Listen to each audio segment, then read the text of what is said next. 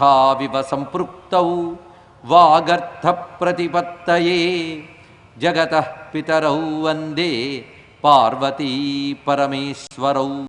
వామే భూమిసుతా పురశ్చ హనుమాన్ పశ్చాత్ సుమిత్రాసుతః శత్రుఘ్నో భరతశ్చ పార్శ్వదళయోః వాయువాదికోణేషు చ సుగ్రీవశ్చ విభీషణశ్చ యువరాట్ తారాసుతో జాంబవాన్ మధ్యే నీలసరోజకోమలరుచిం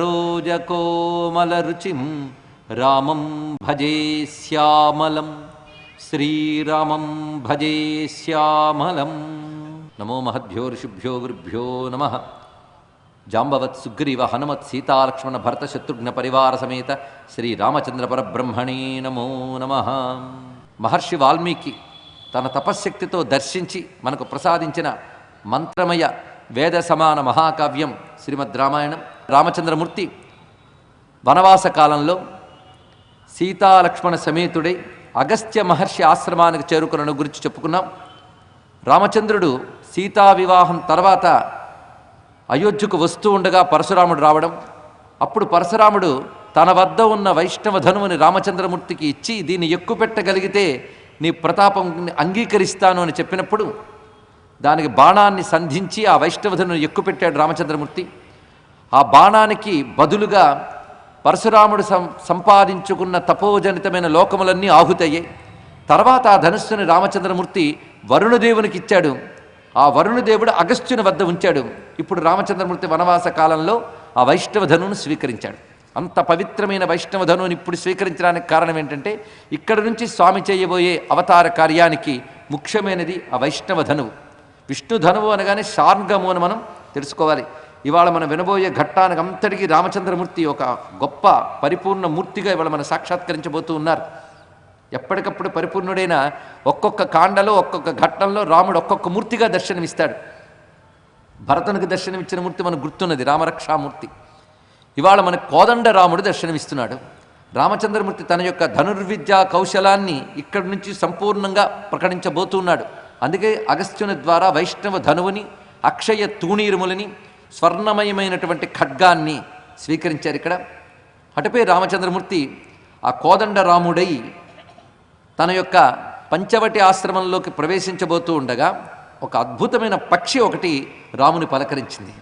రాముడు చూశాడు ఆ పక్షిని. ఆ పక్షి సామాన్యంగా లేదు, మామూలుగా మనం చూసే పక్షుల వంటిది కాదు అది. అదొక దేవతా పక్షి. అలాంటివి ప్రస్తుత యుగాల్లో చూడాలని ఆశపడడం కూడా కష్టమే. ఆనాటి యుగాల్లో దివ్యత్వము మానుషత్వము కలిసి జీవించేవి. అందుకే రామాయణ భారతాలు చదివినప్పుడు మనకు దేవతలు గంధర్వులు వాళ్ళు కూడా అందులో పాత్రలుగా కనబడుతూ ఉంటారు. ఒక దివ్యజాతికి చెందినటువంటి సర్పములు, దివ్యజాతికి చెందినటువంటి పక్షులు కనబడతాయి. అవి ఆ కాలాల్లో పవిత్రత, తపశ్శక్తి, యోగము, ధర్మము ఇవన్నీ పుష్టిగా ఉండేవి గనక భూమిపై మానుషత్వంతో పాటు దివ్యత్వం కూడా కలిసి తిరిగేది. కానీ కలి ప్రవేశించిన దగ్గర నుంచి మానవులకి పవిత్రత, సదాచారము ఇవి క్షీణిస్తాయి గనక దివ్యత్వం కనబడదు. కానీ మనకు కనబడలేదు కనుక అవన్నీ లేవు అనడానికి వీల్లేదు. ఆ కాలంలో ఉన్నాయని తెలుసుకోవాలి. ఇక్కడ కనబడుతున్నది మామూలు పక్షి కాదు, అది మానుష భాషలో మాట్లాడగలిగిన ఒక దివ్యత్వం కలిగిన ఒక మహాపక్షి. పెద్ద పెద్ద రెక్కలతో ఉన్నటువంటి పక్షి ఆకారము కలిగిన మహాపురుషుని చూసి రాక్షసులతో నిండిపోయినటువంటి ఆ దండకారణ్యంలో పక్షి ఆకారంలో ఉన్న రాక్షసుడా అని కొంచెం అనుమానం కలిగేటట్టు ఉన్నది ఆకారం. ఆయన దగ్గరికి వెళ్ళి రాముడు చూస్తూ ఉండగా అతడు ఒక్కసారి నాయనా అని పలకరించాడు ఆ పక్షి. మాం విద్ధి వయస్యం పితురాత్మనః, నీ తండ్రికి నేను మిత్రుడినయ్యా. నువ్వు పుట్టక ముందు నుంచి నీ తండ్రికి నేను మిత్రుడను. నన్ను జటాయువు అంటారు. నేను ఈ ప్రాంతాల్లో సంచరిస్తూ ఉంటాను. నా యొక్క పుట్టుక గురించి నీకు చెప్తే మా దివ్యత్వం నీకు అర్థమవుతుంది. ద్వౌ పుత్రౌ వినతాయాస్తు గరుడోరుణ ఏవచ. వినతాదేవి కశ్యప ప్రజాపతి యొక్క భార్యల్లో, కశ్యప ప్రజాపతి భార్యల్లో ఒకరు. ఆ వినతాదేవి యొక్క పుత్రులు ఇద్దరు, అరుణుడు గరుడు. అరుణుడు ఈయనే అనూరుడు అని చెప్పబడుతూ సూర్యరథానికి సారథిగా ఉన్నాడు. గరుత్మంతుడు విష్ణువునికి వాహనమయ్యాడు. అంటే వినతాదేవి యొక్క ఇద్దరు పుత్రులు కూడా నారాయణుని 2 రూపాలని సేవించుకుంటున్నారు. సూర్య నారాయణ్ణి సేవించుకుంటున్నవాడు అరుణుడు లేదా అనూరుడు, సాక్షాత్ నారాయణ్ణి సేవించుకుంటున్నవాడు గరుత్మంతుడు. అలా వినతాదేవి ఇద్దరు పుత్రులు వాళ్ళిద్దరు. ఆ అరుణుని యొక్క సంతానము ఇద్దరున్నారు. అందులో ఒకడు సంపాతి, రెండో వాడు నేను. అంటే ఇతడు అరుణుని యొక్క పుత్రుడు జటాయువు.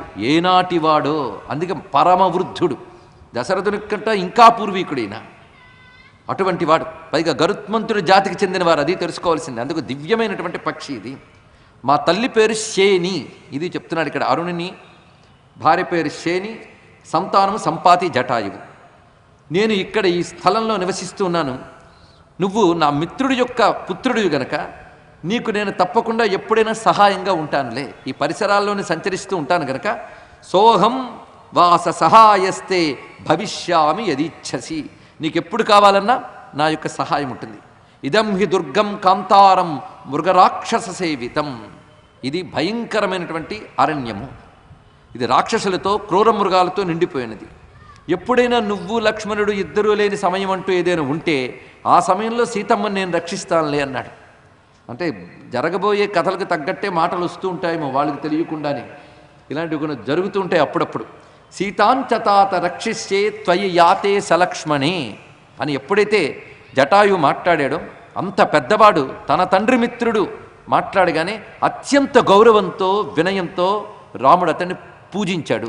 జటాయుషం తం ప్రతిపూజ్య రాఘవో ముదా పరిష్వజ్య చ సన్నతో భవేత్. ముందుగా నమస్కరించి తర్వాత దగ్గరికి తీసుకుని ప్రేమగా కౌగిలించుకుని బుద్ధిగా పూజించి తన తండ్రికి ఆత్మీయ మిత్రుడైనటువంటి జటాయువుని చూడగానే తండ్రిని చూసినంత సంతోషించాడు.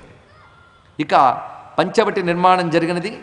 అది లక్ష్మణస్వామి రాముడు చెప్పిన సూచనల మేరకు నిర్మాణం చేశారు. ఆ సమయంలో జటాయువు కూడా అక్కడ తగినటువంటి సహాయం చేశాడు.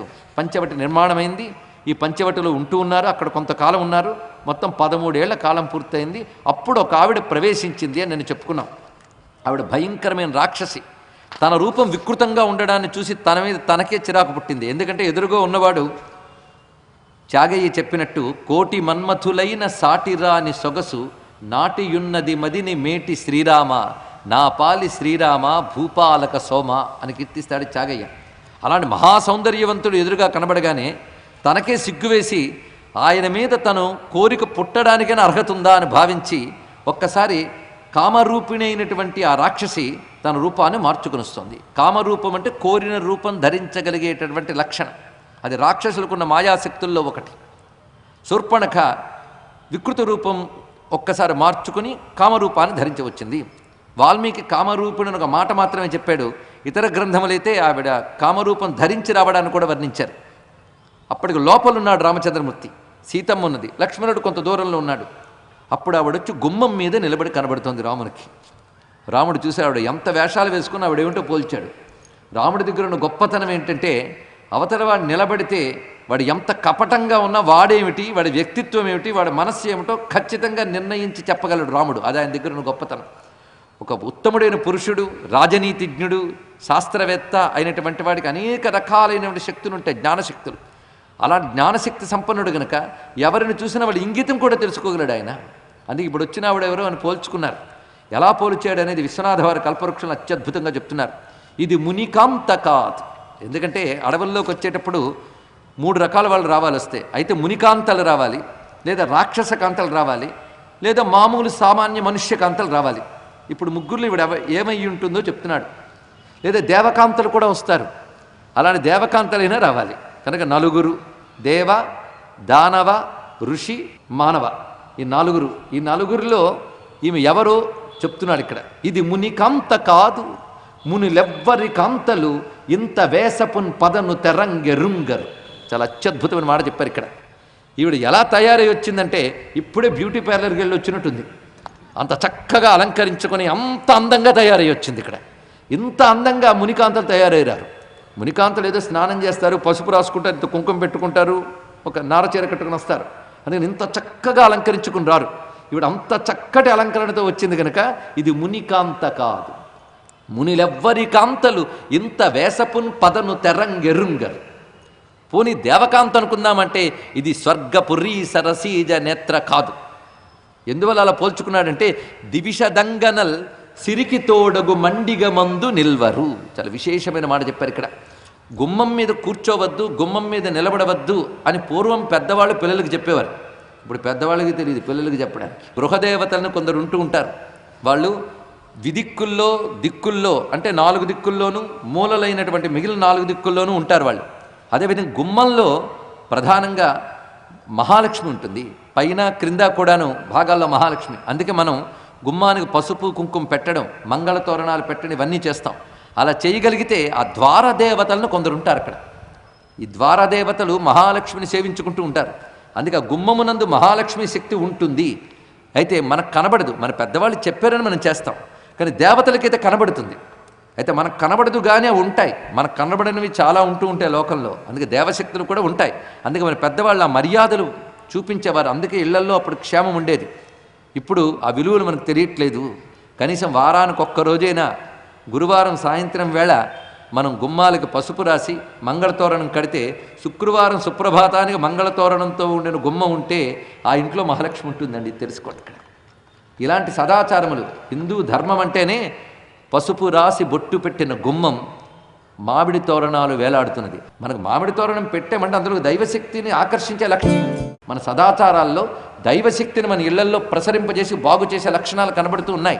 అలాంటివి మనం పోగొట్టుకుంటున్నాం. మొత్తానికి మహాలక్ష్మీదేవి గుమ్మంలో ఉంటుంది. అది ఎవరికి తెలుస్తుంది? దేవతలకు కనబడుతుంది కనుక వాళ్ళు అడుగు పెట్టరు, గుమ్మం మీద నిలబడరు వాళ్ళు.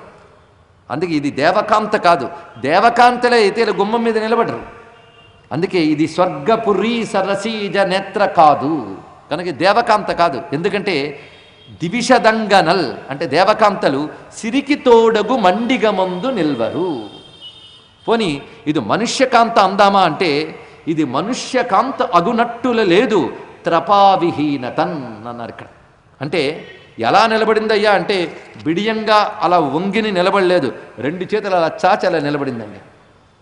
మనుష్యకాంత అంటే సిగ్గుండేది, ఈమెను సిగ్గు అనేది కనిపించట్లేదు కనుక ఈ మనుష్యకాంత కాదు అన్నారు. ఈమె మునికాంత కాదు, ఇంత అందంగా తయారొచ్చింది. దేవకాంత కాదు, దేవకాంత అయితే గుమ్మ మీద నిలబడదు. మనుష్యకాంత కాదు, అలాగా చేతులు చాచుకొని నిలబడింది గనక, సిగ్గు అనేది లేదు గనక ఈ మనుష్యకాంత కాదు. ఈ 3 కాదన్నాడు అంటే ఇంకేం మిగిలింది? రాక్షసకాంత. అది ధ్వని. రాముడికి తెలిసిపోయింది, ఎన్ని వేషాలు వచ్చినా ఆయన దగ్గర అండి వేషాలు. తెలుసుకోండి, ఎన్ని కపటాలు ఎన్ని వంచనలైనా రాముడి దగ్గర చెల్లవు, మాయలు రాముడి దగ్గర చెల్లవు. అలాంటి రాముడిని మనం దగ్గర పెట్టుకుంటే ఎవడి మాయలు మన మీద కూడా చెల్లవు. తెలుసుకుంటే చాలు. రామరక్ష అంటే అంత గొప్పదండి ఇక్కడ. అది రామరక్షా స్వరూపం ఇక్కడ తెలుస్తున్నది. మొత్తాన్ని పోల్చుకున్నాడు కానీ ఏమి ఎరగనట్టున్నాడు. ఎందుకంటే ప్రతాపం కూడా మరొక ప్రతాపవంతుడి మీద చూపించాలి కానీ అబలల మీద చూపిస్తాడు ఆయన. ఔచిత్యం తెలిసినవాడు. మొత్తానికి ఆమె వచ్చి రాముడిని చూసి ఎంత అందగాడో, పైగా ఈ గమనింపు ఇవాళే కాదు, చాలా ఆయన పంచబడికి వచ్చిన దగ్గర నుంచి పరిశీలిస్తోందని.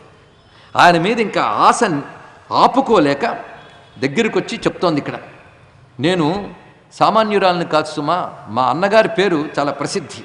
ఆయన పేరు రావణాసురుడు.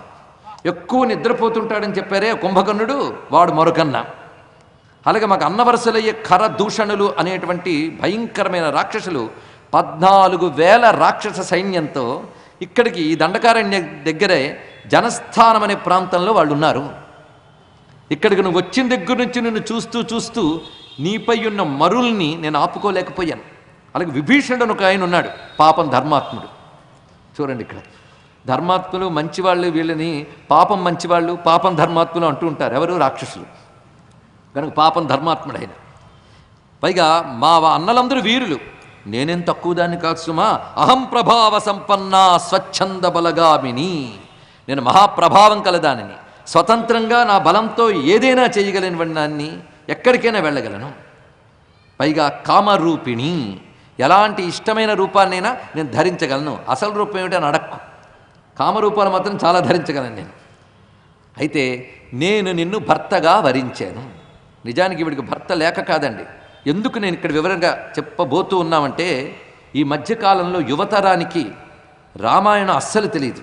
ఈ మధ్య ఒక బాధాకరమైన అంశం నాకు ఎదురైంది. రావణుడు చేసింది మంచి పనే, ఎందుకంటే తన చెల్లెల్ని అవమానించాడు కనుక ఆయన సీతమ్మను ఎత్తుకుపోయాడు. ఇలా అన్నవాళ్ళని ఎంత కఠినంగా శిక్షించాలో మీరు ఆలోచించండి. ఇక్కడ ఈ చెల్లెలేమో ఉత్తమురాల, పరమ కాముకురాలు, పైగా పరపురుష వ్యామోహంతో వచ్చిన దుర్మార్గురాలు. అలా వచ్చిన ఆమెను రాముడు శిక్షించి పంపించాడు కానీ చంపలేదు, పెట్టలేదు. వాడు దుర్మార్గుడు ఇచ్చి ఒక పతివ్రత స్త్రీని ఎత్తుకుపోతే రావణుని సమర్థించేవారంత పాపాత్ములు మరొకరు ఉండరండి. అంత రావణుడు ఎంత పాపం చేశాడు, ఎన్ని తపస్సులు ఉండొచ్చు, ఎన్ని పుణ్యాలు ఉండొచ్చు. పరస్త్రీ వ్యామోహంతో ఒక మహాపతివ్రతను ఎత్తుకుపోవడం అనే పని చేసిన రావణుణ్ణి సమర్థించే వారిని ఏ స్త్రీ క్షమించకూడదు. స్త్రీని అవమానించేవాడు ఎలా గొప్పవాడవుతాడు చెప్పండి. ఇక్కడ రామచంద్రమూర్తి తాటికనే చంపడానికి వెనుకాడితే, లేదయ్యా సనాతన ధర్మం ప్రకారంగా ఈవిడ మామూలు స్త్రీ అయితే నువ్వు విడిచిపెట్టచ్చు, భయంకరమైన రాక్షసుని చెప్తే శిక్షించాడే తప్ప. ఒక్కొక్కటి అర్థం చేసుకోవాలి. కనుక మహోన్నతమైన పాత్రల్ని మనం నిందిస్తే మనం చేసుకున్న పుణ్యాలు నాశనమైపోతాయి. ఇది తెలుసుకోండి. మీ పిల్లలు మిమ్మల్ని ప్రశ్నిస్తే తెలియకపోతే తెలుసుకుని చెప్పండి, కానీ అవునుగా అమోసు అనకండి. ఇక్కడ ఒక్క మాట గుర్తుపెట్టుకోండి, మా రాముడు ఎప్పుడూ తప్పు చేయడు. ఇది గుర్తుపెట్టుకుంటే చాలు. ఎందుకు? రాముడు గనక. మరి ఫలానా చోట చేసాడే అంటే నీకు సరిగ్గా అర్థం కాలేదు, నాకు అర్థం కాలేదు, పెద్దవాళ్ళని అడిగి తెలుసుకుందాం. రాముడు తప్పు చేయడు, ఎందుకు అలా చేశాడో అసలున్నదేమిటో మనం తెలుసుకుందాం. ఇది మనం తెలిసే ప్రయత్నం చేయాలి. ఎందుకంటే పిట్ట కథలు, మామూలు కథలు, ప్రతివాడు బుద్ధికి పుట్టిన పనికిమాలిన కథలు మనకి లోకంలో వ్యాపించిపోయాయి. అసలైన రామకథ చెప్పడానికి మనం ప్రయత్నిస్తున్నాం. ఎందుకంటే రామాయణాలు సంస్కృతంలోనే కొన్ని వందలు ఉన్నాయి. కానీ వాళ్ళందరూ కూడా దేన్ని ప్రమాణంగా భావించారు? వాల్మీకి రామాయణాన్ని. అందరూ దాన్ని ప్రమాణంగా భావించారు కనుక అది మనం స్వీకరిస్తున్నాం. ఇక్కడ అందుకే జాగ్రత్తగా పరిశీలించాలి. ఇక్కడ ముందు శూర్పణఖను అర్థం చేసుకునే ప్రయత్నం చేద్దాం. ఆ శూర్పణఖ ఎంత దుర్మార్గురాలు దీన్ని బట్టి తెలుస్తుంది. ఇక్కడ లోకకంటకురాలు, నరమాంస భక్షకురాలు. ఇది ఒక్కటి ఆలోచించండి. ఆమెను చెల్లి అని మమకారంతో తీశారంటే అన్నంత దుర్మార్గుడు ఆలోచించండి. ఇక్కడ సోషల్ మీడియా ద్వారా మనకి వస్తున్నటువంటి వార్తల్లో అనేక మంది రచయితలు రాముడి మీద చాలా అవాకులు చవాకులు రాస్తున్నారు. అలాంటప్పుడు మీరు ముందు తెలుసుకునే ప్రయత్నం చేయండి. ఇది అందుకు మంచి మాధ్యమ రంగాలు మంచి విషయాలను ఇస్తున్నాయి, కానీ చెడుని అందించేటువంటి వారు తయారయ్యారు. అందుకే మాధ్యమ రంగం గొప్పదే, అవి విస్తరించడం మంచిదే, కానీ అదే సమయంలో వాటితో మంచితో పాటు చెడు కూడా వస్తుంది. అందుకు ఎవరికి వారు నోటుకొచ్చినట్టు మన గ్రంథాల గురించి మాట్లాడుతుంటే మనకు సహిస్తూ ఉన్నాం. ఇతరుల గ్రంథాల గురించి మాట్లాడితే వాళ్ళు సహించరు, అందుకే వాళ్ళు గొప్పవారు అయ్యారు. మనం మన ధర్మాలని, మన గ్రంథాలను గౌరవించాలి. ఇదంతా కూడా కేవలం రాక్షస ప్రవృత్తి మానవుల్లో పెరిగిపోతుంది అని బాధతో చెప్తున్న అంశమే. ఇది గుర్తించవలసినది. అది ఇక్కడ చెప్పే వాటికి ఇలా చెప్పొద్దు, ఇలా చెప్పండి అని ఎవరు హెచ్చరించనక్కర్లేదు. ఇక్కడ ఏ మాట పలికినా అది ఋషులు పలికిస్తున్నది, హనుమంతుడు పలికిస్తున్నది అని భావిద్దాం. సముపేతాస్మి భావేన భర్తారం పురుషోత్తమం. నిన్ను నేను భర్తగా స్వీకరిస్తాను, నన్ను నువ్వు స్వీకరించు. ఇది చెప్తోంది. అనేనతే సహభ్రాత్ర భక్షయిష్యామి మానుషీం. చూడండి ఎంత మొదట్లోనే ఎంత చక్కటి మాట చెప్పిందో. నీకు నాకు మధ్య అడ్డుగా ఉన్నవాళ్ళు ఇద్దరున్నారు ఇక్కడ. ఒకరు ఈ ఎవరితో స్త్రీ ఇక్కడుంది నీ పక్కన కూర్చుని, సీత అని విన్నా నీ పేరు. అలాగే నీ తమ్ముడు లక్ష్మణుడు ఉన్నాడు. వీళ్ళిద్దరిని చెప్పు, ఇప్పటికిప్పుడు వాళ్ళిద్దరిని మింగేస్తాను నేను. ఎందుకంటే మనుషులను తినడం నాకు అలవాటే. అంటే క్యానిబల్ ఆవిడ, నరమాంస భక్షకి. తెలుసుకోండి ఇక్కడ. అలా నరమాంస భక్షకులను కూడా సమర్థించేవాడు తయారే అంటే వీళ్ళు ఏ భక్షకులో అర్థం చేసుకోండి ఇక్కడ. అటువంటి నరమాంస భక్షకురాలు ముందే చెప్తోంది, అనేనతే సహ భ్రాత్ర భక్షయిష్యామి మానుషీం. నాకు నరమాంసం చూస్తే చాలా నోరూరుతుంది, కానీ వీళ్ళిద్దరిని మింగేస్తాను నేను, నువ్వు అనుమతిస్తే. పైగా నా పేరేమనుకున్నావు? శూర్పణఖ చెప్పింది ఇక్కడ. శూర్పణఖ. నఖము అంటే గోరు, శూర్ప అంటే చేట. పేరుకు తగ్గట్టే చేట అంత గోరుంది ఒక్కొక్కటి కూడా. గోళ్లే చేట అంత ఉంటే రూపే అంత ఉంటుందో ఊహించుకోవచ్చు ఇక్కడ. అంత వికృత రూపమైనటువంటి ఈమె అలా మాట్లాడింది. అప్పుడు రామచంద్రమూర్తి ఏదో పరిహాసం చేసి పంపించేద్దాం అనుకున్నాడు. పరిహాస ప్రియత్వంతో, నువ్వు పత్ని సమేతుడే నా దగ్గరకు వచ్చి ఏవేవో మాట్లాడుతున్నావు, ఏ పత్ని లేకుండా అక్కడ ఉన్నాడు, ఆయన దగ్గరికి వెళ్ళి కాసేపు మాట్లాడన్నాడు. అక్కడ లక్ష్మణస్వామి వద్దకు వెళ్ళింది. ఆయన అన్నాడు, నేనే ఒక దాసుణ్ణి, నువ్వు నా దగ్గరకు వస్తే ఇద్దరం కలిసి దాస్యం చేయాలి, ఏమిటి నువ్వు చేస్తున్న పని అన్నాడు. అనగానే మళ్ళీ ఇక్కడికి వచ్చింది. వచ్చి నన్ను ఆడుతున్నారో ఇటు అటు పంపిస్తూ, కనుక నేను ఇంకా ఆలోచించకుండా, నీకు మహా అయితే పత్నితో ఉన్నావు గనక అభ్యంతరం చెప్తున్నావు గనక ఆ పత్నిని తినేస్తాను. అద్యే మాం భక్షయిష్యామి పశ్యతస్తవ మానుషీం త్వయాసక చర్ష్యామి నిస్సపత్నా యథాసుఖం. ముందు ఈవిని తినేశాననుకో, కడుపు నిండిపోయి రుచిగా ఉంటుంది, ఇంకా నాకు సవతి పోరుండదు, నీతో కలిసి హాయిగా తిరగవచ్చు అన్నది అని చెప్తూ ఎలా పడుతోందంటే సీతమ్మ మీదకి. అభ్యధావత్ సుసంకృద్ధ మహోల్కా రోహిణీమివ. రోహిణీ నక్షత్రం మీదకు ఒక మహా ఉల్క వెళుతున్నట్టుగా సీతమ్మ మీదకు ఆమె దూకుతూ మింగేస్తారని భయంకరంగా వెళుతూ ఉంటే, భయంకర రూపంతో వెళుతూ ఉంటే, మృత్యుపాస ప్రతిమాం. ఆవిడ యొక్క క్రోధము, దుర్మార్గ లక్షణము ఎలా ఉన్నదంటే, మింగేసేటట్టే వచ్చింది. ఆవిడ సామాన్యం కాదు. వెంటనే రాముడు అప్పుడు కోపాన్ని చూపించి, లక్ష్మణ, క్రూరులైనటువంటి వారు, అధర్మపరులైన వారు, వారి పట్ల కరుణరసము ప్రదర్శించకూడదు, హాస్యరసము ప్రదర్శించకూడదు. ఏదో కాస్త పరిహాసం చేసి ఏదో తెలివిగా పంపించేద్దాం అనుకున్నాం. ఇవి పరిహాసానికి పాత్రురాలు కాదు, కరుణకి పాత్రురాలు కాదు. మన క్షత్రియోచితంగా ఇవిడ నరమాంస భక్షకి. పై ఇవిడ ముందే చెప్పుకుంది, ఇక్కడ మృగాలని ఋషుల్ని తినడం ఒక అలవాటు నాకు అని, మంచి అలవాటు.